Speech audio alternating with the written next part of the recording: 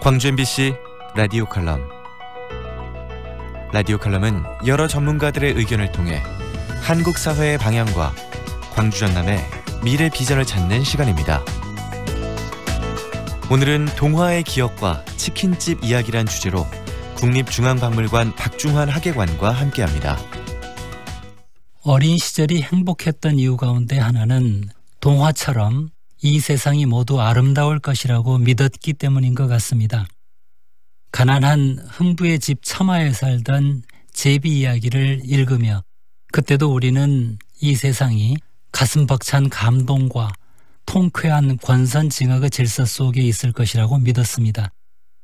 하지만 모순으로 가득 찬 세상을 조금씩 알게 되면서 그 분노할 만한 현실의 속사정들을 지켜보면서 언제부터인지 동화란 세상에 존재하지 않는 이야기임을 깨닫게 되었습니다. 가난하고 차별받던 소녀가 부잣집 아들과 화려하게 결혼하는 콩쥐 팥쥐 같은 이야기조차 이제는 드라마에서나 볼 수 있게 된 것 같습니다.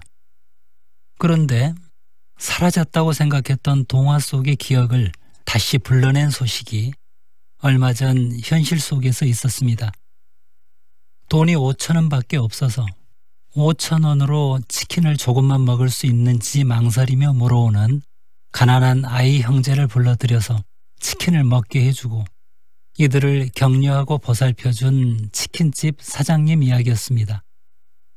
이 이야기가 널리 알려지게 된 것은 따뜻한 배려를 받고 힘을 얻은 그 아이의 감사 편지 때문이었습니다.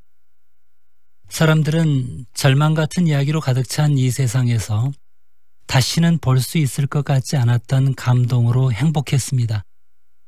하지만 돈줄을 내주자고 나섰던 치킨집 사장님을 향한 갈채와 격려가 제비가 물고 온 박씨의 금은보화 이야기로 끝이 나서는 더 이상의 행복이 우리에게 오지 않을 것입니다. 메마른 세태를 살아가면서 그동안 모두가 사람끼리의 사랑에 얼마나 목말라 있었는지, 그 동화 같은 감동을 우리가 얼마나 기다려왔는지, 물질적 풍요 속에서도 우리를 짓누르고 있는 이 슬픔의 실체가 무엇인지 바로 보아야 합니다. 기억 속의 동화처럼 우리 집의 처마에는 아직 그 제비집이 남아있을지 모릅니다. 둥지에서 떨어진 불쌍한 새끼 한 마리가 섬돌 아래에서 파닥거리고 있듯이 철없이 조르는 동생의 손을 잡고 치킨집 옆에서 망설이고 서 있는 그 아이는 지금도 있을 수 있습니다. 비록 그들이 은혜를 잊지 않고 박씨를 물고 오는 기적을 베풀지 않더라도 부러진 그들의 다리를 묶어주고 치료해 줄 일입니다.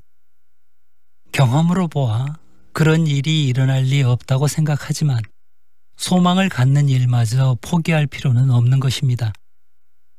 우리 마음속의 행복한 동화들이 이 세상 어디엔가 아직 남아있기를 바라는 그런 작은 소망 말입니다. 박중환 학예관은 전남 유일의 국립박물관인 국립나주박물관의 초대 관장으로 역임하며 그 개관 업무를 총괄했고 전라도 천년 역사 편찬 사업 등 호남 지역 역사 연구 보급 사업을 추진하고 있습니다.